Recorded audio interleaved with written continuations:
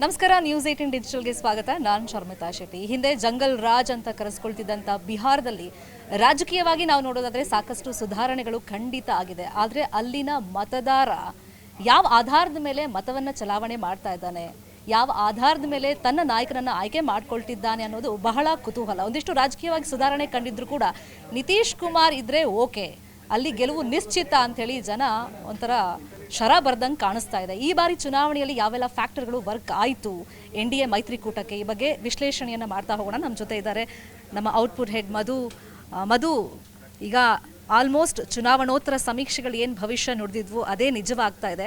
ನಾನು ಆಗಲೇ ಹೇಳ್ತಾ ಇದ್ದೆ, ಜಂಗಲ್ ರಾಜ್ ಬಿಹಾರ ರಾಜಕೀಯವಾಗಿ ಸಾಕಷ್ಟು ಸುಧಾರಣೆ ಕಂಡಿದ್ರು ಕೂಡ ಅಭಿವೃದ್ಧಿ ಅಂತ ವಿಷಯ ಬಂದಾಗ ಅಭಿವೃದ್ಧಿ ವಿಷಯವಾಗಿ ಇನ್ನೂ ಕೂಡ ತಿಣುಕಾಟ ಅಲ್ಲಿ ನಡೀತಾ ಇದೆ, ಹಗ್ಗ ಜಗ್ಗಾಟ ನಡೀತಾ ಇದೆ. ನಾವು ಕರ್ನಾಟಕದಲ್ಲಿ ನೋಡ್ತೀವಿ, ಸಾಕಷ್ಟು ವಲಸಿಗರು ಕೆಲಸ ಅರಸಿ ಬರೋರೆಲ್ಲ ಬಿಹಾರದವರೇ. ಅಂದರೆ ಅಭಿವೃದ್ಧಿಯ ಜನ ಚಿತ್ತವನ್ನು ಹರಿಸೋದಿಲ್ವಾ? ಯಾವ ಫ್ಯಾಕ್ಟ್ರ್ ಮೇಲೆ ಓಟ್ ಹಾಕ್ತಾರೆ ಅಂತ ಅನ್ಸುತ್ತೆ? ಇಲ್ಲಿ ಅಭಿವೃದ್ಧಿ ಮತ್ತು ವೈಯಕ್ತಿಕ ವರ್ಚಸ್ಸು ಎರಡೂ ಕೂಡ ಇಂಪಾರ್ಟೆಂಟ್ ಆಗುತ್ತೆ. ಸೊ ಈ ಪರ್ಸ್ಪೆಕ್ಟಿವ್ ಅಲ್ಲಿ ನೋಡಿದಂಥ ಸಂದರ್ಭದಲ್ಲಿ ನಿತೀಶ್ ಕುಮಾರ್ ಅನ್ನುವಂಥದ್ದು ರಾಷ್ಟ್ರ ರಾಜಕಾರಣದಲ್ಲಾಗಿರ್ಬೋದು ಅಥವಾ ಬಿಹಾರದ ರಾಜಕಾರಣಕ್ಕೆ ಸೀಮಿತವಾಗಿ ನೋಡಿದ್ರು ಕೂಡ ಒಂದು ರೀತಿ ಆಕ್ಸೆಲ್ ಪಾಯಿಂಟ್ ರೀತಿ ಇದ್ದಾರೆ. ಸೊ ಆ ಒಂದು ಪಾಯಿಂಟನ್ನು ಹೊರತಾಗಿ ಆ ಒಂದು ಬಿಹಾರ ರಾಜಕೀಯವನ್ನು ಯಾರೂ ಕೂಡ ನೋಡಲಿಕ್ಕೂ ಸಾಧ್ಯ ಇಲ್ಲ, ನಡೆಸಲಿಕ್ಕೂ ಸಾಧ್ಯ ಇಲ್ಲ ಅನ್ನೋದನ್ನ ಕಳೆದ 20ರಿಂದ 25 ವರ್ಷಗಳಿಂದ ನಿರಂತರವಾಗಿ ಪ್ರೂವ್ ಮಾಡ್ಕೊಳ್ತಾ ಬಂದಿರೋದು. ಸೊ ಅಲ್ಲಿ ಯಾಕೆ ಅವರ ವೈಯಕ್ತಿಕ ಚರಿಷ್ಮಾ ಜಾಸ್ತಿ ಇದೆ ಮತ್ತು ಜಾಸ್ತಿ ತೂಗ್ತಾ ಇದೆ ಅನ್ನೋದಕ್ಕೆ ನೋಡಿ, ಅವರು ಇದರ್ವೇ ಬಿಜೆಪಿ ಜೊತೆ ಹೋದ್ರು ಕೂಡ ಅಲ್ಲಿ ನಿತೀಶ್ ಕುಮಾರ್ ಅವರಿಗೆ ಅಲ್ಲಿನ ಮತದಾರರು ಜೈ ಅಂತಾರೆ, ಅಥವಾ ನೀವು ಕಾಂಗ್ರೆಸ್ ಜೊತೆ RJD ಜೊತೆ ಹೋದ್ರು ಕೂಡ ಮತದಾರರು ಜೈ ಅಂತಾರೆ. ಅದೇ RJD ರೂಲಿಂಗ್ ಅನ್ನ ನೀವು ಜಂಗಲ್ ರಾಜ್ ಅಂತ ಕರೆಯುವಂತ ಸಂದರ್ಭದಲ್ಲೂ ಕೂಡ ನಿತೀಶ್ ಅವ್ರ ಜೊತೆ ಹೋದಂತ ಸಂದರ್ಭದಲ್ಲಿ ಸರ್ಕಾರ ಅಸ್ತಿತ್ವಕ್ಕೆ ಬರುತ್ತೆ, ನಿತೀಶ್ ಕುಮಾರ್ ಅವರೇ CM ಆಗ್ತಾರೆ. ವೇರೇಸ್ ಬಿಜೆಪಿ ಜೊತೆ ಬಂದಾಗ ಇಲ್ಲಿ ಅವರೇ ಹೈಲೈಟ್ ಆಗ್ತಾರೆ, ಒಂದು ರೀತಿ ಸುಶಾಸನ್ ಬಾಬು ಅಂತ ಆಗ್ತಾರೆ. ಮತ್ತೆ ಬಿಜೆಪಿಯ ಒಂದು ಅಭಿವೃದ್ಧಿ ಮಾಡೆಲ್ ಅಲ್ಲಿ ಮುಂದೆ ಬರುತ್ತೆ, ಡಬಲ್ ಎಂಜಿನ್ ಮಾಡೆಲ್ ಬರುತ್ತೆ. ಸೊ ಯಾವುದೇ ಕ್ಯಾಂಪು ಅಥವಾ ಯಾವುದೇ ಕ್ಯಾಲ್ಕುಲೇಷನ್ ಏನೇ ಇರಲಿ, ಅಲ್ಲಿ ನಿತೀಶ್ ಕುಮಾರ್ ಅನ್ನುವಂಥ ಒಂದು ವೈಯಕ್ತಿಕ ಐಡೆಂಟಿಟಿ ಅನ್ನುವಂಥದ್ದು ಎಷ್ಟು ಇಂಪಾರ್ಟೆಂಟ್ ಆಗಿದೆ ಅನ್ನೋದಕ್ಕೆ ಈ ಒಂದು ಎಲೆಕ್ಷನ್ ಮತ್ತೊಮ್ಮೆ ಪ್ರೂವ್ ಮಾಡಿದೆ. ಮತ್ತೊಬ್ಬ ಸಮಾಜವಾದಿ ನಾಯಕ ಅಂತ ಕರೆಸ್ಕೊಳ್ಳುವಂಥವ್ರು ಬರೀ ಹೆಸರಿಗಷ್ಟೇ ಅಥವಾ ಪ್ರಚಾರಕ್ಕಷ್ಟೇ ಸಮಾಜವಾದಿ ನಾಯಕ ಅಲ್ಲ, ಪಾರದರ್ಶಕವಾಗಿ ಹೇಗಿರಬಹುದು. ಈಗ ವೈಯಕ್ತಿಕವಾಗಿ ಅಜೆಂಡಾಗಳಿಲ್ಲ, ತನಗೇನಾಗಬೇಕು, ತಾನೇನು ಮಾಡಬೇಕು, ತನ್ನ ಫ್ಯಾಮಿಲಿಗೆ ಏನು ಮಾಡಬೇಕು ಅನ್ನೋದಿಲ್ಲ.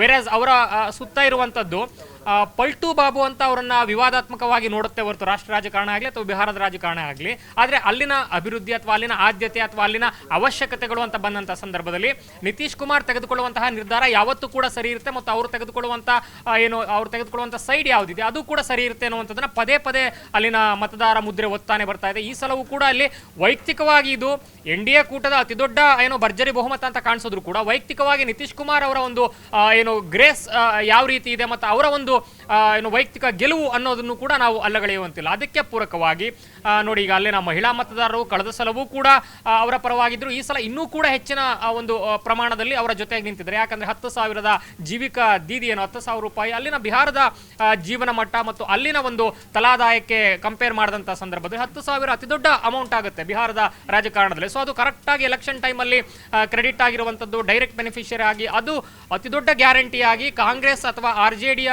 ಗ್ಯಾರಂಟಿಗೆ ವ್ಯತಿರಿಕ್ತವಾಗಿ ಅಂದರೆ ಅದಕ್ಕೆ ಪ್ರತಿರೋಧ ತೋರೋ ರೀತಿಯ ಸಕ್ಸಸ್ಫುಲ್ ಆಗಿ ಅದರ ಒಂದು ರೇಷಿಯೋ, ಅದರ ಒಂದು ರೇಟ್, ಸಕ್ಸಸ್ ರೇಟ್ ಇದರಲ್ಲಿ ರಿಫ್ಲೆಕ್ಟ್ ಆಗಿರುವಂಥದ್ದು. ಸೊ ಬೆಳಿಗ್ಗೆ 9:30-10 ಗಂಟೆ ಅಷ್ಟೊತ್ತಿಗೆ ಬಹುತೇಕ ರಿಸಲ್ಟ್ ಫೈನಲ್ ಆದ ರೀತಿಯೇ ಕಾಣಿಸ್ತಾ ಇತ್ತು.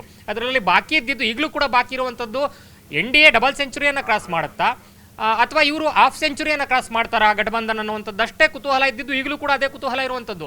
ಕಳೆದ ಬಾರಿ ವೈಯಕ್ತಿಕವಾಗಿ RJD ಗಳಿಸಿದ್ದಂತಹ ಸ್ಥಾನಗಳನ್ನು ಕಂಪೇರ್ ಮಾಡಿದಂಥ ಸಂದರ್ಭದಲ್ಲಿ ಈ ಸಲ ಒಂದು ಒಕ್ಕೂಟವಾಗಿಯೂ ಕೂಡ ಗಠಬಂಧನ್ ಅಷ್ಟು ಸ್ಥಾನವನ್ನು ಗಳಿಸಲಿಕ್ಕೆ ಆಗದೆ ತಿನ್ಕಾಡಿರುವಂಥದ್ದು ಸ್ಪಷ್ಟವಾಗಿ ಕಾಣಿಸ್ತಾ ಇದೆ. ಅದಕ್ಕೆ ಮೇಲ್ನೋಟಕ್ಕೆ 2 ಕಾರಣಗಳು ಕೂಡ ಕಾಣಿಸ್ತಾ ಇದೆ ನೋಡಿ. ಒಂದವರು ಸೀಟು ಹಂಚಿಕೆಯಲ್ಲಿ ಒಂದಷ್ಟು ಗೊಂದಲಗಳನ್ನು ಕಡೆವರೆಗೂ ಮಾಡಿಕೊಂಡ್ರು. CM ಅಭ್ಯರ್ಥಿ ಅಫ್ಕೋರ್ಸ್ ಅಲ್ಲಿ ಅನ್ಡೌಟೆಡ್ಲಿ ತೇಜಸ್ವಿ ಯಾದವೇ ಇದ್ರು, ಈಗಲೂ ಅವರೇ ಇದ್ದಿದ್ದು. ಆದರೆ ಅವರು ಕೂಡ ಈಗ ವೈಯಕ್ತಿಕವಾಗಿ ಹಿನ್ನಡೆಯನ್ನು ರಾಘೋಪುರ ಕ್ಷೇತ್ರದಲ್ಲಿ ಅನುಭವಿಸ್ತಾ ಇದ್ದಾರೆ. ಬೇರೆ ಅವರನ್ನ CM ಅಭ್ಯರ್ಥಿ ಅಂತ ಗೊತ್ತಿದ್ರು ಕೂಡ ಅದನ್ನ ಅಕ್ನಾಲೆಜ್ ಮಾಡಿ ಅದನ್ನ ಬೇಗ ಬಿಹಾರದ ಜನತೆಯ ಮುಂದೆ ಇಡುವಂಥದ್ರಲ್ಲಿ ಕಾಂಗ್ರೆಸ್ ಎಲ್ಲೋ ಒಂದು ಕಡೆ ತನ್ನ ಒಂದು ಸ್ಟೇಕ್ಸ್ ಕೂಡ ಇದೆ. ಈ ಸಲ ರಾಹುಲ್ ಗಾಂಧಿ ಅವರ ಮತಚೋರಿ ಅಭಿಯಾನ ಏನಿದೆ ಅದು ಕಾಂಗ್ರೆಸ್ಗೆ ಪೂರಕವಾಗಿ ಆಗುತ್ತೆ ಅನ್ನೋ ಒಂದು ವಿಶ್ವಾಸದಲ್ಲಿ ನಮ್ಮ ಒಂದು ಚೌಕಾಸಿಯ ಒಂದು ಶಕ್ತಿಯನ್ನು ಕಳ್ಕೊಬಾರ್ದು ಅಂತೇಳಿ ಒಂದಷ್ಟು ಕಡೆ ಕ್ಷಣದವರೆಗೂ ಕೂಡ ಹಗ್ಗಜಗ್ಗಾಟವನ್ನು ಮಾಡಿದ್ರು RJDಯ ಜೊತೆಗೆ. ಅದು ಕೂಡ ಒಂದಷ್ಟು ಹೊಂದಾಣಿಕೆಯಲ್ಲಿ ಅಥವಾ ಮೆಸೇಜಿಂಗ್ ಅಲ್ಲಿ ಪ್ರಾಬ್ಲಮ್ ಆಗಿ ಫೈನಲ್ ಆಗಿ ಕೆಲವು ಕಡೆ ಒಂದು 9ರಿಂದ 10 ಸ್ಥಾನಗಳಲ್ಲಿ ಫ್ರೆಂಡ್ಲಿ ಫೈಟ್ ಅನ್ನು ಮಾಡಬೇಕಾದಂಥ ಪರಿಸ್ಥಿತಿ ಬಂತು. ಅದರಲ್ಲಿ ಬಹುತೇಕ 6ಕ್ಕಿಂತ ಹೆಚ್ಚು ಸ್ಥಾನ NDA ಕೂಟವೇ ಏನು ಮುನ್ನಡೆಯನ್ನು ಕಾಯ್ದುಕೊಳ್ತು. ಈ ಒಂದಿನ ಏನು ಫ್ರೆಂಡ್ಲಿ ಫೈಟ್ ಔಟ್ ಆಫ್ 10 ಅಸೆಂಬ್ಲಿಯಲ್ಲಿ 6ಕ್ಕಿಂತ ಹೆಚ್ಚು ಸ್ಥಾನವನ್ನು NDA ಕೂಟವೇ ಮುನ್ನಡೆಯನ್ನು ಕಾಯ್ದುಕೊಳ್ತು. ವೆರಾಸ್ ಕಳೆದ ಸಲಕ್ಕಿಂತಲೂ 2-3 ಕ್ಷೇತ್ರದಲ್ಲಿ ಹಿನ್ನಡೆಯನ್ನು RJD ಅಥವಾ ಒಟ್ಟಾರೆ ಮಹಾಗಠಬಂಧನ ಅನುಭವಿಸಬೇಕಾಯ್ತು. ಸೊ ಅಲ್ಲಿ ಒಂದು ಸೀಟು ಗೊಂದಲ ಕಾಣಿಸ್ತು. ಅದೇ ಒಂದು ವಿಚಾರವನ್ನು, ಅದೇ ಆಯಾಮವನ್ನು NDA ಕೂಟದಲ್ಲಿ ಇಟ್ಟಂಥ ಸಂದರ್ಭದಲ್ಲಿ ಅಲ್ಲಿ ಇಬ್ಬರೂ ಕೂಡ ಅಂದರೆ ಒಂದು ರಾಷ್ಟ್ರೀಯ ನಾಯಕತ್ವ ವಿಚಾರ ಬಂದಂಥ ಸಂದರ್ಭದಲ್ಲಿ ಅಥವಾ ಪ್ರಬಲ ಪಕ್ಷವಾದಂಥ ಸಂದರ್ಭದಲ್ಲಿ, ಪ್ಯಾನ್ ಇಂಡಿಯಾ ಪಕ್ಷವಾದಂಥ ಸಂದರ್ಭದಲ್ಲಿ BJPಯ ಪೊಲಿಟಿಕಲ್ ಇಗೋ ಎಲ್ಲರಿಗಿಂತ ಹೆಚ್ಚಿದೆ ಇವತ್ತಿನ ರಾಜಕಾರಣದಲ್ಲಿ. ವೆರಾಸ್ ನಿತೀಶ್ ಕುಮಾರ್ ಅವರ ಒಂದು ಪೊಲಿಟಿಕಲ್ ಇಗೋ ಆ BJPಯ ಇಗೋವನ್ನು ಮೀರಿಸಿದಂತಹ ದೊಡ್ಡ ಪ್ರಮಾಣದಲ್ಲಿ ಬಿಹಾರದಲ್ಲಿದೆ. ಮತ್ತು ಕೇಂದ್ರದ ಇವತ್ತಿನ ಮೋದಿ ಸರ್ಕಾರದ ಅವಶ್ಯಕತೆ ಅನಿವಾರ್ಯತೆಗಳಿಗೂ ಕೂಡ ನಿತೀಶ್ ಕುಮಾರ್ ಅವರ ಇಗೋ ತುಂಬ ದೊಡ್ಡ ಮಟ್ಟದಲ್ಲಿ ಕಾಂಟ್ರಿಬ್ಯೂಟ್ ಮಾಡ್ತಾ ಇದೆ. ಅಂಥದ್ರಲ್ಲಿ ಇಬ್ಬರ ಇಗೋ ಅಥವಾ ವೈಯಕ್ತಿಕ ಇಗೋ ಇರ್ಬೋದು, ಅಥವಾ ಪಾರ್ಟಿಯ ಇಗೋ ಇರ್ಬೋದು, ಅಥವಾ ಚರಿಷ್ಮಾ ಇಗೋ ಇರ್ಬೋದು, ಅಥವಾ ಸಂಘಟನೆಗೆ ಇರ್ಬೋದು, ಅದೆಲ್ಲವನ್ನೂ ಅಕ್ಕಪಕ್ಕದಲ್ಲಿಟ್ಟು ಅದರ ಮಧ್ಯೆ ಅವರಿಬ್ಬರ ಮಧ್ಯೆ ಚಿರಾಗ್ ಪಾಸ್ವಾನ್ ಅನ್ನುವಂಥ ಒಬ್ಬ ಯುವ ನಾಯಕನ ಒಂದು ಆಟಿಟ್ಯೂಡ್ ಅಥವಾ ಪೊಲಿಟಿಕಲ್ ಆಟಿಟ್ಯೂಡನ್ನು ಕೂಡ ಸಮೀಕರಣಗೊಳಿಸಿ ಆ ಮೂರೂ ಒಂದು ಏನು ಆಕ್ಸೆಲ್ ಪಾಯಿಂಟನ್ನು ಒಂದೇ ಕಡೆ ಅದನ್ನು ಇಟ್ಟು ಅದನ್ನು ಸೀಟು ಹಂಚಿಕೆಯಲ್ಲಿ ಯಾವುದೇ ಗೊಂದಲಗಳಾದಂಥ ಸಂದರ್ಭದಲ್ಲೂ ಕೂಡ ಚಿರಾಗ್ ಪಾಸ್ವಾನ್ ಅವರನ್ನು ಸ್ವತಃ ಅಮಿತ್ ಶಾ ಅಥವಾ ಮೋದಿ ಅವರು ಸಮಾಧಾನ ಪಡಿಸುವ ರೀತಿ ಮಾಡಿ ಅಲ್ಲಿ ನಿತೀಶ್ ಕುಮಾರ್ ಅವರ ಒಂದು ಅವಶ್ಯಕತೆ ಮತ್ತು ಅವರಿಗಿರುವಂಥ ಮೈತ್ರಿಯೊಳಗಿನ ಮರ್ಯಾದೆ ಎಷ್ಟು ದೊಡ್ಡದಿದೆ ಅನ್ನೋದನ್ನು ಪದೇ ಪದೇ ಅವರಿಗೆ ಎನ್ಶೂರ್ ಮಾಡಿ ಫೈನಲಿ ನಿತೀಶ್ ಕುಮಾರ್ ಅವರ ವಿರುದ್ಧ ಏನು ಕಳೆದ 2-2.5 ತಿಂಗಳಿಂದ ಅಥವಾ ಎಲೆಕ್ಷನ್ಗೆ ಹತ್ತತ್ರದಲ್ಲಿ ಅವರಿಗೆ ಮರವಿನ ಕಾಯಿಲೆ ಇದೆ, ಅವರಿಗೆ ಮೊದಲಷ್ಟು ಆಡಳಿತಾತ್ಮಕ ಚುರುಕುತನ ಇಲ್ಲ, ಯಾರಿಗೋ ಕಾಲಿಗೆ ಬೀಳ್ತಾರೆ ಅಥವಾ ಇನ್ನೇನೋ ಮಾತನಾಡ್ತಾರೆ, ಸದನದಲ್ಲಿ ಏನೋ ಮಾತನಾಡ್ತಾರೆ, ಹೀಗೆ ಹಲವಾರು ಆರೋಪಗಳು ಏನು ಬಂದಿತ್ತು ರಾಜಕೀಯವಾಗಿ, ಆ ಎಲ್ಲ ಆರೋಪಗಳನ್ನು ದೂರವಾಗಿರಿಸುವಂತೆ ಅಥವಾ ಪ್ರತಿಪಕ್ಷಗಳ ಅಪವಾದ ಅಥವಾ ಆರೋಪಗಳನ್ನು ಪಕ್ಕಕ್ಕೆತ್ತಿಡುವಂತೆ ನಿತೀಶ್ ಕುಮಾರ್ ಅವರು ಅತ್ಯಂತ ದೊಡ್ಡ ಮಟ್ಟದ ಅನಿವಾರ್ಯತೆ ಈ ಒಂದು ಮೈತ್ರಿಯಲ್ಲಿ ಎಷ್ಟಿದೆ ಮತ್ತು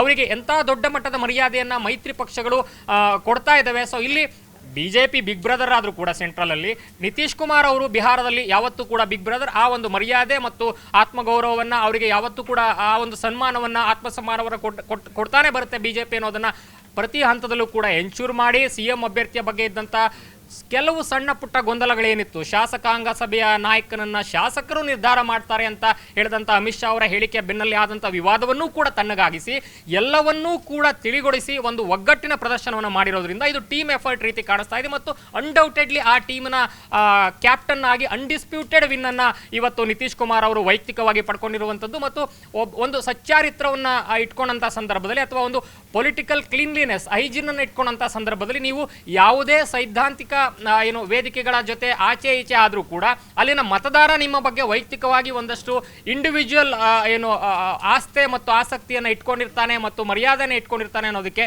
ಇಡೀ ರಾಷ್ಟ್ರ ರಾಜಕಾರಣದಲ್ಲಿ ನಿತೀಶ್ ಕುಮಾರ್ ಅವರ ಒಂದು ಉದಾಹರಣೆ ಮತ್ತೊಮ್ಮೆ ಈಗ ಸಾಬೀತಾಗಿದೆ. ಜೊತೆಗೆ ಈಗ ಒಂದು ಕಡೆ ವೋಟ್ ಚೋರಿ ಅಂತ ಇವರು ಸುಮಾರು 113ರಿಂದ 21 ಕ್ಷೇತ್ರಗಳನ್ನು ಏನು ಆ ಒಂದು ವ್ಯಾಪ್ತಿಯನ್ನು ಒಳಗೊಂಡಂತೆ ರಾಹುಲ್ ಗಾಂಧಿ ಅವರು ಅತಿ ದೊಡ್ಡ ಯಾತ್ರೆಯನ್ನು ಮಾಡಿದ್ರು. ವೆರಾಸ್ ಕಳೆದ ಒಂದು ಇವರ ಯಾತ್ರೆ ಶುರುವಾಗೋದಕ್ಕಿಂತ ಮುಂಚಿನ ಅವಧಿಯಲ್ಲಿ ಅಲ್ಲಿನ ಸ್ಥಳೀಯ ಸಮಸ್ಯೆಗಳು, ನಿರುದ್ಯೋಗ ಮತ್ತು ಮೈಗ್ರೆಂಟ್ ಇಶ್ಯೂ ನೋಡಿ, ಮೈಗ್ರೆಂಟ್ ಇಶ್ಯೂ ಅಂತ ಬಂದಂಥ ಸಂದರ್ಭದಲ್ಲಿ ಅಲ್ಲಿ ರೇವಂತ್ ರೆಡ್ಡಿ ಅವರು ತೆಲಂಗಾಣದ ಮುಖ್ಯಮಂತ್ರಿ ಅವರು ಈ ಹಿಂದೆ ಮಾತನಾಡಿದಂಥ ಒಂದು ಹೇಳಿಕೆ ಏನಿತ್ತು ಅದು ಕೂಡ ಒಂದು ವಿವಾದಾತ್ಮಕ ಒಂದು ವೈರಲ್ ಆದಂಥ ಒಂದು ಘಟನೆಯನ್ನು ಕೂಡ ನೋಡಿದ್ವಿ. ಅಂದರೆ ಬಿಹಾರಿಗಳೆಲ್ಲ ಏನು ಕೆಲಸ ಇಲ್ಲೆಲ್ಲ ಬರ್ತಾರೆ ಅಂತ ಹೇಳಿದಂಥ ಒಂದು ವಿವಾದವೂ ಕೂಡ ಕಾಂಗ್ರೆಸ್ಗೆ ಏನು ಪ್ರತಿಕೂಲ ಆಗುತ್ತೆ ಅನ್ನೋ ರೀತಿ ಒಂದಷ್ಟು ವೈರಲ್ ಆಗಿತ್ತು ಅವರ ವಿಡಿಯೋ. ಅದು ಒಟ್ಟಾರೆ ರಾಜಕೀಯದ ಒಂದು ಭಾಗ, ಪ್ರಚಾರದ ಭಾಗ. ಆದರೂ ಕೂಡ ಆ ಒಂದು ಮೈಗ್ರೆಂಟ್ ಇಶ್ಯೂ ಅನ್ನೋಂಥದ್ದು ಎಷ್ಟು ದೊಡ್ಡ ಮಟ್ಟದಲ್ಲಿದೆ ಅನ್ನೋದಕ್ಕೆ ಅವರು ತಮಿಳುನಾಡಿಗೆ ಬರ್ತಾರೆ, ಕರ್ನಾಟಕಕ್ಕೆ ಬರ್ತಾರೆ, ಬೇರೆ ಬೇರೆ ಅಭಿವೃದ್ಧಿ ಹೊಂದಿರುವಂತಹ ಅಥವಾ ಅಭಿವೃದ್ಧಿಶೀಲ ರಾಜ್ಯಗಳಲ್ಲಿ ತಮ್ಮ ಒಂದು ಜೀವನವನ್ನು ಕಂಡುಕೊಳ್ತಾ ಇದ್ದಾರೆ. ಆ ಮೂಲಕ ಅಲ್ಲಿನ ಬಿಹಾರದ ತಮ್ಮ ಫ್ಯಾಮಿಲಿಗಳನ್ನು ಸಾಕುವಂಥ ಪ್ರಯತ್ನವನ್ನು ಮಾಡ್ತಾ ಇದ್ದಾರೆ ಅನ್ನುವಂಥದ್ದೇ ಒಂದು ದೊಡ್ಡ ಸವಾಲೇನಿತ್ತು. ಆ ಸವಾಲನ್ನು ಮೀರಿ ನಾವು ಈ ಸಲ ಮೈಗ್ರೆಂಟ್ ಪ್ಯಾಟರ್ನ್ನ ಬ್ರೇಕ್ ಮಾಡ್ತೀವಿ, ಇಲ್ಲೇ ಉದ್ಯೋಗಾವಕಾಶಗಳನ್ನು ಕೊಡ್ತೀವಿ ಮತ್ತು ಇನ್ನೂ ಒಂದು ಹೆಜ್ಜೆ ಮುಂದೆ ಹೋಗಿ ಪ್ರತಿಯೊಂದು ಮನೆಗೂ ಕೂಡ ಸರ್ಕಾರಿ ಉದ್ಯೋಗವನ್ನು ಕೊಡ್ತೀವಿ ಅಂತ ತೇಜಸ್ವಿ ಯಾದವ್ ತನ್ನ ಪ್ರಣಪತ್ರದಲ್ಲಿ ಹೇಳಿದರು. ಸೊ ಅದರ ಒಂದು ಲೆಕ್ಕಾಚಾರ ನೋಡಿ, ಕರ್ನಾಟಕ, ತಮಿಳುನಾಡು ಅಂತ ತಲಾದಾಯ ಹೆಚ್ಚಿರುವಂಥ ಅಥವಾ GDPಯಲ್ಲಿ ಕಾಂಟ್ರಿಬ್ಯೂಷನ್ ಇರುವಂಥ ದೊಡ್ಡ ರಾಜ್ಯಗಳಲ್ಲೇ ಮನೆಗೊಂದು ಸರ್ಕಾರಿ ಉದ್ಯೋಗವನ್ನು ಕೊಡಲಿಕ್ಕಾಗಲ್ಲ. 6 ಲಕ್ಷ ಚಿಲ್ಲರೆಯಲ್ಲಿ ಒಂದು 3 ಲಕ್ಷ ಏನು ಫಿಲ್ ಆಗಿರಬಹುದೇನೋ. ಬಹುಶಃ ಕರ್ನಾಟಕದ ಸರ್ಕಾರಿ ಉದ್ಯೋಗಗಳಲ್ಲಿ ಇನ್ನೂ 3-3.5 ಲಕ್ಷ ಖಾಲಿ ಇರ್ತವೆ ಯಾವುದೇ ಒಂದು ದೊಡ್ಡ ರಾಜ್ಯಗಳಲ್ಲೇ ನೋಡಿದ್ರೆ. ವೇರಾಸ್ ಬಿಹಾರದಲ್ಲಿ ಅದು ಸಾಧ್ಯನಾ? ಆದರೆ ಸಾಧ್ಯ ಇಲ್ಲದೆ ಇರ್ಬೋದು. ಆದರೆ ಕಳೆದ ಸಲ 1 ಕೋಟಿ 2 ಕೋಟಿ ಉದ್ಯೋಗದ ಭರವಸೆಯನ್ನು ಕೊಟ್ಟಿದ್ದಂಥ ಟ್ರ್ಯಾಕ್ಷನ್ ಏನು ಸಿಕ್ಕಿತ್ತು ಅದು ಇನ್ನೂ ದೊಡ್ಡ ಮಟ್ಟದಲ್ಲಿ ಸಿಗಬಹುದು ಅನ್ನೋ ಭರವಸೆಯಲ್ಲಿ ಪ್ರತಿ ಮನೆಗೂ ಕೂಡ ನಾವು ಇಲ್ಲಿ ಸರ್ಕಾರಿ ಉದ್ಯೋಗವನ್ನು ಕೊಡ್ತೀವಿ ಅಂತ ಏನು ಪ್ರಣಪತ್ರವನ್ನು ಅವರು ಹೊರಡಿಸಿದ್ರಲ್ಲ ಅದು ಕೂಡ ಮ್ಯಾಜಿಕ್ ಮಾಡಿಲ್ಲ. ಜೊತೆಗೆ ಅವರು ಕೊಟ್ಟಂತಹ ಗ್ಯಾರಂಟಿಗಳು 2,000 1,700 ಮತ್ತು 200 ಗ್ಯಾರಂಟಿ ಯೋಜನೆಗಳು ಏನಾಗಿದೆ ಅಂದ್ರೆ ಈ ಹಿಂದೆ ಎಲ್ಲ ನಾವು ಎಲೆಕ್ಷನ್ ಅಥವಾ ಚುನಾವಣೆ ರಾಜಕೀಯ ಅಂತಂದ್ರೆ ಜಾತಿ ಸಮೀಕರಣದ ಆಧಾರದ ಮೇಲೆ ಅಥವಾ ಫ್ಯಾಮಿಲಿ ಪಾಲಿಟಿಕ್ಸ್ ಮುಂದುವರೆದು ಪ್ರಣಾಳಿಕೆಯಲ್ಲಿ ತಾವೇನು ಭರವಸೆ ಕೊಡ್ತಾರೆ ಅದ್ರ ಮೇಲೆ ನಡೀತಾ ಇದ್ದಿದ್ದು. ಜನ ಎಷ್ಟು ನಂಬ್ತಾರೆ ತಮ್ಮ ಭರವಸೆಗಳನ್ನು. ಕರ್ನಾಟಕ ರಾಜ್ಯನೂ ಸೇರಿದಂತೆ ಇತ್ತೀಚಿನ ಒಂದು ಟ್ರೆಂಡ್ ಏನು ಅಂತಂದರೆ ಗ್ಯಾರಂಟಿ ಕೊಟ್ಬಿಟ್ರೆ ಅದರಲ್ಲೂ ಮಹಿಳೆಯರನ್ನು ಸೆಳೆದುಬಿಟ್ರೆ ನಾವು ಈಸಿಯಾಗಿ ಆಡಳಿತಕ್ಕೆ ಬರಬಹುದು ಅಂತ. ಫಾರ್ ಎಕ್ಸಾಂಪಲ್ ರೀಸೆಂಟಾಗಿ ನಾವು ನೋಡಿದ್ವಿ ದೆಹಲಿಯ ಒಂದು ಮಾಡೆಲ್ ಏನಿದೆ ಅದು ನ್ಯೂಯಾರ್ಕ್ನ ಮೇಯರ್ ಚುನಾವಣೆಯಲ್ಲೂ ಕೂಡ ಪ್ರತಿಬಿಂಬಿಸಿತ್ತು. ಇನ್ಫ್ಯಾಕ್ಟ್ ಗೆದ್ದರು ಕೂಡ ಅವರು. ಸೊ ಈ ಗ್ಯಾರಂಟಿ ಯೋಜನೆಗಳು ಕಮಾಲ್ ಮಾಡಲಿಲ್ವಾ, ಭರವಸೆಗಳು ಕಮಾಲ್ ಮಾಡಲಿಲ್ವಾ ಬಿಹಾರದಲ್ಲಿ? ನೋಡಿ, ಗ್ಯಾರಂಟಿ ಅನ್ನುವಂಥದ್ದು ಹೇಗೆ ಒಂದು ನರೇಟಿವ್ನ ಸೆಟ್ ಮಾಡುತ್ತೆ ಅನ್ನೋದಕ್ಕೆ ಕರ್ನಾಟಕ ಮಾಡೆಲ್ ಅನ್ನುವಂಥದ್ದು ಇವತ್ತು ಕೂಡ ಏನು ದೊಡ್ಡ ಮಟ್ಟದಲ್ಲಿ ಚರ್ಚೆ ಆಗ್ತಿದೆ. ಆ ಕರ್ನಾಟಕ ಮಾಡೆಲ್ಗೂ ಕೂಡ ಮಾಡೆಲ್ ಹಾಕೊಟ್ಟಿದ್ದಂಥದ್ದು AAP ಅಂದರೆ ಆಮ್ ಆದ್ಮಿ ಪಕ್ಷ. ಹೇಗೆ ದೆಹಲಿಯಲ್ಲಿ ಮಹಿಳಾ ಕೇಂದ್ರಿತ ಮತದಾರನ ಹೇಗೆ ಆ ಒಂದು ಕೇಂದ್ರಿತವಾಗಿ ಚುನಾವಣಾ ಪ್ರಚಾರವನ್ನು ಮತ್ತು ವಾಗ್ದಾನಗಳನ್ನು ಕೊಟ್ಟು ಅದನ್ನು ಇಂಪ್ಲಿಮೆಂಟ್ ಮಾಡುವಂಥ ಪ್ರಯತ್ನದಲ್ಲಿ ಮತ್ತೆ ಮತ್ತೆ ಅಧಿಕಾರಕ್ಕೆ ಬಂದಿತ್ತು. ಆ ಮಾಡೆಲನ್ನು ಇನ್ನೂ ಸ್ವಲ್ಪ ಎನ್ಹ್ಯಾನ್ಸ್ ಮಾಡಿ ಇನ್ನೂ ದೊಡ್ಡದು ಮಾಡಿ ಕರ್ನಾಟಕದಲ್ಲಿ ಇನ್ನೂ ಸ್ವಲ್ಪ ಎಫೆಕ್ಟಿವ್ ಆಗಿ ಕಾಂಗ್ರೆಸ್ ಮಾಡ್ತು ಮತ್ತು ಅಧಿಕಾರಕ್ಕೆ ಬಂತು ಕೂಡ ಕಷ್ಟ ನಷ್ಟಗಳ ಹೊರತಾಗಿಯೂ ಕೂಡ ಅದನ್ನು ಇಂಪ್ಲಿಮೆಂಟ್ ಮಾಡಿ ಸೈ ಅನ್ನಿಸ್ಕೊಡುವಂತ ಪ್ರಯತ್ನವನ್ನು ಮಾಡ್ತಾ ಇದೆ. ಎಲ್ಲಾ ರಾಜಕೀಯ ಆರೋಪಗಳ ಹೊರತಾಗಿ ಏನು ಖಜಾನೆಗೆ ಹೊರಬಿದ್ದಿದ್ದ ಆರೋಪಗಳು ಮತ್ತು ವಾಸ್ತವದ ಹೊರತಾಗಿಯೂ ಕೂಡ ಅದನ್ನು ಇಂಪ್ಲಿಮೆಂಟ್ ಮಾಡಿ ಸದ್ದು ಮಾಡ್ತಾ ಇದೆ ಕರ್ನಾಟಕ ಮಾಡೆಲ್ ಅನ್ನುವಂಥದ್ದು.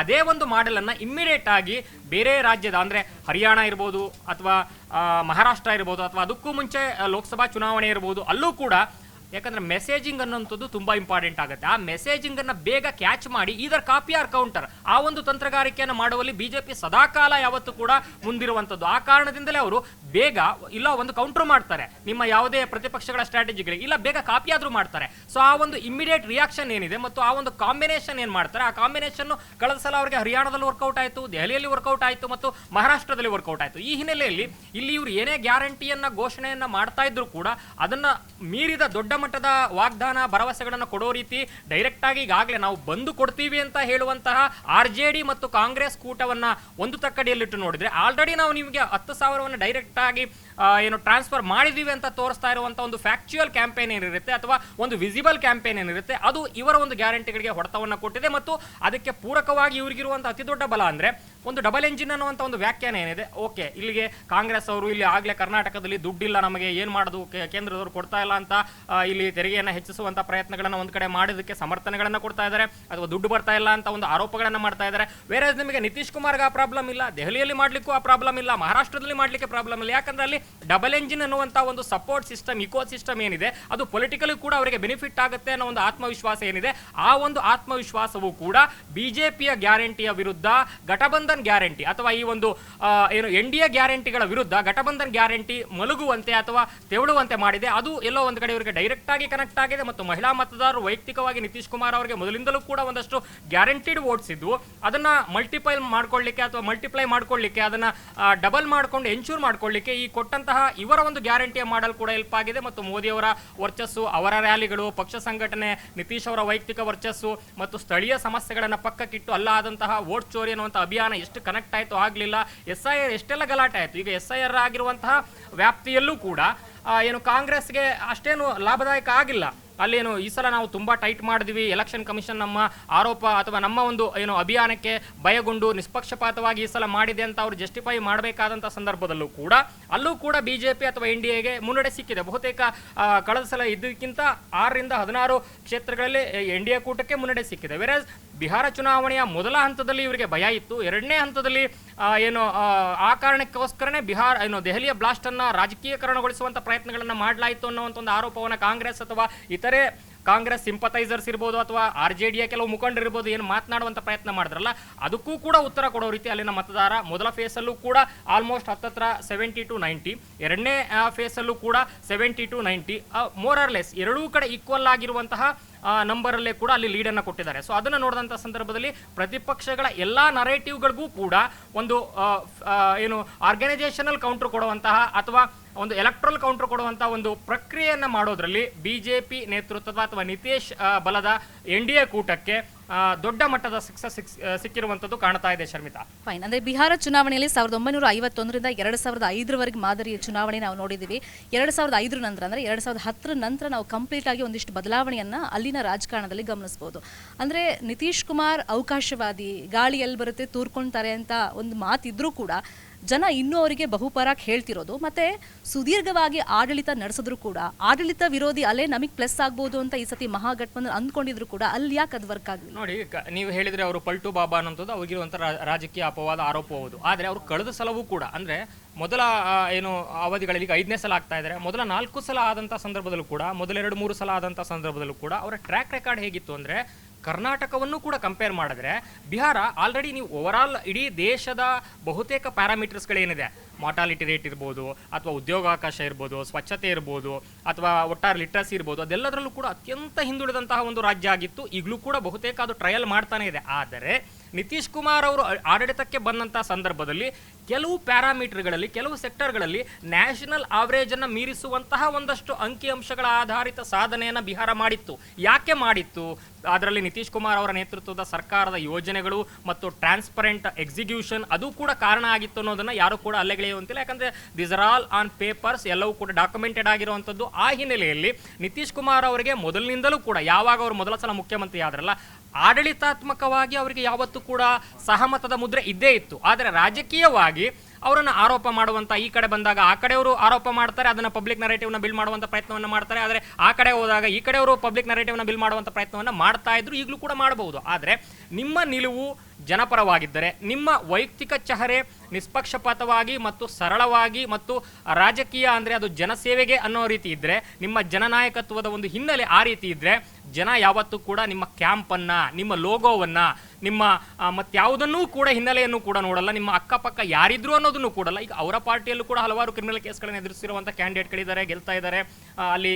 ಆದರೂ ಇವರು ಜಂಗಲ್ ರಾಜ್ ಅಂತ ಕನ್ಸಿಡರ್ ಮಾಡಿದಾಗ ಲಾಲು ಲೆಗೆಸಿ ಏನಿತ್ತು, ಅವರ ಇತಿಹಾಸ ಏನಿತ್ತು, ಕರಾಳ ಇತಿಹಾಸ, ಅದು ತೇಜಸ್ವಿ ಯಾದವ್ ಅವರ ಎಷ್ಟೋ ಭರವಸೆ ಅಥವಾ ಅವರ ಎಷ್ಟೋ ಮುನ್ನೋಟ, ದೂರದೃಷ್ಟಿಗಳನ್ನು ಮಸುಕು ಮಾಡುವಂಥ ಅತಿ ದೊಡ್ಡ ಜಂಗಲ್ ರಾಜ್ ಹಣೆಪಟ್ಟಿ ಅವರ ಫ್ಯಾಮಿಲಿಗಿದೆ. ಸೊ ಅದು ಕೂಡ ಅವರಿಗೆ ಪ್ರಾಬ್ಲಮ್ ಆಯಿತು. ಬೇರೆ ನಿತೀಶ್ ಹಂಗಿಲ್ಲ, ವೈಯಕ್ತಿಕವಾಗಿ ಯಾರ ಜೊತೆಗೋದ್ರೂ ಕೂಡ ವೈಯಕ್ತಿಕವಾಗಿ ಅವ್ರಿಗಿದ್ದಂಥ ಗ್ರೇಸ್ ಮಾರ್ಕ್ಸ್ ಯಾವತ್ತೂ ಕೂಡ ಅದು ಮಸಿ ಒಳಗಡೆ ಬಂದಿಲ್ಲ, ಅದರ ಮೇಲೆ ಮಸಿ ಬಿದ್ದಿಲ್ಲ ಅನ್ನೋದನ್ನು ಪದೇ ಪದೇ ಪ್ರೂವ್ ಮಾಡಿರೋದ್ರಿಂದ, ಮತ್ತು ಅವರು ಪ್ರತಿ ಸಲ ಬಂದಾಗಲೂ ಕೂಡ ಕಳೆದ 10 ವರ್ಷಗಳಲ್ಲಿ ಇವತ್ತು ಬಿಹಾರ ಎಷ್ಟು ಹಿಂದುಳಿದಿತ್ತು ಅಂದರೆ ಯಾವ ಒಂದು ಕೈಗಾರಿಕೆ ಉದ್ಯಮಗಳು ಕೂಡ ಆ ಕಡೆ ಮುಖ ಮಾಡುವಂಥ ಪರಿಸ್ಥಿತಿಯೂ ಕೂಡ ಇರಲಿಲ್ಲ. ಆದರೆ ಕಳೆದ 10 ವರ್ಷಗಳಲ್ಲಿ ಆಗಿರುವಂಥ ಕೆಲವು ಮೂಲಭೂತ ಸೌಕರ್ಯಗಳು ನೀವು ಅದನ್ನು ಕರ್ನಾಟಕ, ತಮಿಳುನಾಡು, ಆಂಧ್ರಕ್ಕೆ ಕಂಪೇರ್ ಮಾಡಲಿಕ್ಕೆ ಯಾವತ್ತೂ ಕೂಡ ಸಾಧ್ಯ ಇಲ್ಲ. ಯಾಕಂದರೆ ಅಲ್ಲಿರುವಂತಹ ಭೌಗೋಳಿಕ ಸವಾಲುಗಳು ಮತ್ತು ಜನಸಂಖ್ಯಾ ಸವಾಲುಗಳು ಮತ್ತು ಸಾಕ್ಷರತಾ ಸವಾಲುಗಳು ಬೇರೆಯೇ ಇದೆ. ಸೊ ಆ ಹಿನ್ನೆಲೆಯಲ್ಲಿ ಆ ಒಂದು ಸೀಮಿತ ಸವಾಲುಗಳ ಒಳಗಡೆ ನಿತೀಶ್ ಕುಮಾರ್ ನೇತೃತ್ವ ಅಥವಾ ನಿತೀಶ್ ಕುಮಾರ್ ಸರ್ಕಾರ ಮಾಡಿರುವಂಥ ಇಚ್ಛಾಶಕ್ತಿಯ ಕೆಲವು ಕೆಲಸಗಳು ಇವತ್ತು ಉದ್ಯಮಗಳನ್ನು ಆ ಕಡೆಯೂ ಕೂಡ ನೋಡಬಹುದು.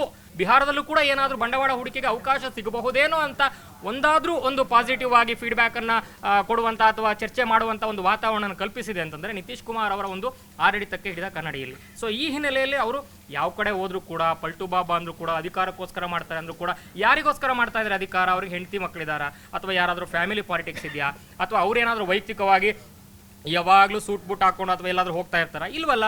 ಸೊ ಹಾಗಾಗಿ ಎಷ್ಟು ಸರಳವಾಗಿದ್ದಾರೆ, ಅವ್ರು ಮಾಡ್ತಾ ಇರೋದು ನಮಗೋಸ್ಕರ. ಸೊ ಅವರಿಗೆ ಅಲ್ಲಿ ಕಾಂಗ್ರೆಸ್ನ ಮತಚೋರಿ ಅಭಿಯಾನದ ಪೆಂಡಲ್ಗಳನ್ನು ಅಂದರೆ ಆ ಒಂದು ಅಭಿಯಾನದ ಒಂದು ಕನ್ಕ್ಲೂಷನ್ ಏನಿತ್ತು, ಒಂದು ಸಮಾರೋಪ ಸಮಾರಂಭ, ಆ ಸಮಾರೋಪ ಸಮಾರಂಭದ ಕಾರ್ಯಕ್ರಮದ ಪೆಂಡಲ್ ಹಾಕೋಕೆ ಬಂದಿದ್ದಂಥ ಕಾರ್ಯಕರ್ತರನ್ನ ಕೆಲವು ಸಾಮಾಜಿಕ ಮಾಧ್ಯಮಗಳು ಮತ್ತು ಮಾಧ್ಯಮಗಳು ಮಾತನಾಡಿಸಿದಂಥ ಸಂದರ್ಭದಲ್ಲಿ ಅವರು ಕೂಡ ನಮ್ಮ ಮತ ನಿತೀಶ್ ಕುಮಾರ್ಗೆ ಅಂತ ಹೇಳುವಂಥ ಪ್ರತಿಕ್ರಿಯೆಗಳನ್ನು ಕೂಡ ನಾನು ನೋಡಿದ್ದೀನಿ. ಸೊ ದೀಸ್ ಆರ್ ಆಲ್ ಯಾವುದು ಕೂಡ ಅದು ಏನೋ ಮ್ಯಾನಿಪುಲೇಟ್ ಮಾಡುವಂಥದ್ದು ಅಥವಾ ದುಡ್ಡು ಕೊಟ್ಟೆ ಹೇಳಿಸುವಂಥದ್ದಲ್ಲ. ಅವರೆಲ್ಲ ತುಂಬ ಶ್ರಮಿಕ ವರ್ಗ, ಅನಕ್ಷರಸ್ಥ ವರ್ಗ. ಆದರೆ ಚೆನ್ನಾಗಿ ಮಾಡ್ತಾ ಇದ್ದಾರೆ. ನಮಗೇನು ಓಟ್ ಚೋರಿ ಗಿಟ್ ಎಲ್ಲ ಗೊತ್ತಿಲ್ಲರಿ, ನಿತೀಶ್ ಕುಮಾರ್ ಚೆನ್ನಾಗಿ ಮಾಡ್ತಾ ಇದ್ದಾರೆ, ಅವ್ರಿಗೆ ಓಟ್ ಹಾಕ್ತೀವಿ ಈ ಸಲನು ಅಂತ ಹೇಳ್ತಾರೆ ಅಂತಂದ್ರೆ ಅಲ್ಲಿನ ಕಟ್ಟ ಕಡೆಯ ಮತದಾರನ ಮನದಾಳ ಹೇಗಿದೆ ಅನ್ನೋದ್ರ ಮೇಲೆ ನಿಮ್ಮ ಎಲ್ಲಾ ರಾಜಕೀಯ ಅವಲೋಕನ, ಆರೋಪ, ಅಪವಾದಗಳು ಕೂಡ ಧೂಳಿಪಟ ಆಗುತ್ತೆ ಅನ್ನೋದಕ್ಕೆ ಬಿಹಾರದ ಒಂದು ಉದಾಹರಣೆ ಸಾಕ್ಷಿ ಶ್ರಮಿತಾ. ಅಂದ್ರೆ ಈಗ ಡಬಲ್ ಸೆಂಚುರಿ ಬಾರಿಸ್ತಾರೆ, ಅದರಲ್ಲಿ ಬಿಜೆಪಿ ಪರ್ಟಿಕ್ಯುಲರ್ ಆಗಿ ಎಷ್ಟು, JDU ಎಷ್ಟು ಸೀಟ್ಗಳಲ್ಲಿ ಗೆಲ್ತಾರೆ ಅನ್ನೋ ಅಧಿಕೃತವಾಗಿ ನೋಡೋಣ. Thank you Madhu. ಫೈನ್. ಅಂದರೆ ಬಿಹಾರ ಎಲೆಕ್ಷನ್ ನಡೆಯುವಂಥ ಸಂದರ್ಭದಲ್ಲಿ, ಅಂದರೆ 2 ಹಂತದಲ್ಲಿ ಮತದಾನ ನಡೆಯಿತು. 2ನೇ ಹಂತದ ಮತದಾನ ನಡೆಯುವಂಥ ಸಂದರ್ಭದಲ್ಲಿ ಒಂದಿಷ್ಟು ಬೆಳವಣಿಗೆ ದೇಶದಾದ್ಯಂತ ಆಗಿದ್ದು ಕೂಡ ಬಿಹಾರ ಚುನಾವಣೆ ಮೇಲೆ, ಮತದಾನದ ಮೇಲೆ ಎಫೆಕ್ಟ್ ಬೀರಿದೆ ಅಂತಲೂ ಕೂಡ ವಿಶ್ಲೇಷಣೆಗಳಾಗ್ತಾ ಇದೆ. ಅದರ ಪ್ರತಿಫಲ ನಾವೀಗ ಫಲಿತಾಂಶದಲ್ಲಿ ಗಮನಿಸ್ತಿದ್ದೀವಿ ಅಂತ. ನಿರ್ಭೀತ, ನಿಷ್ಪಕ್ಷಪಾತ, ವಿಶ್ವಾಸಾರ್ಹ ಸುದ್ದಿಗಳಿಗೆ ಮತ್ತೊಂದು ಹೆಸರಾಗಿರೋ ನ್ಯೂಸ್ 18 ಕನ್ನಡ ಈಗ ಆಪ್ನಲ್ಲೂ ಲಭ್ಯ ಇದೆ. ದಯವಿಟ್ಟು ಇಲ್ಲಿರೋ QR ಕೋಡ್ ಅನ್ನ ಸ್ಕ್ಯಾನ್ ಮಾಡಿಕೊಂಡು ಆಪ್ ಡೌನ್ಲೋಡ್ ಮಾಡೋದಕ್ಕೆ ಮರಿಬೇಡಿ. ನಿಮ್ಮ ಬೆಂಬಲ ಹೀಗೆ ಸದಾ ನಮ್ಮೊಂದಿಗಿರಲಿ. ಧನ್ಯವಾದ.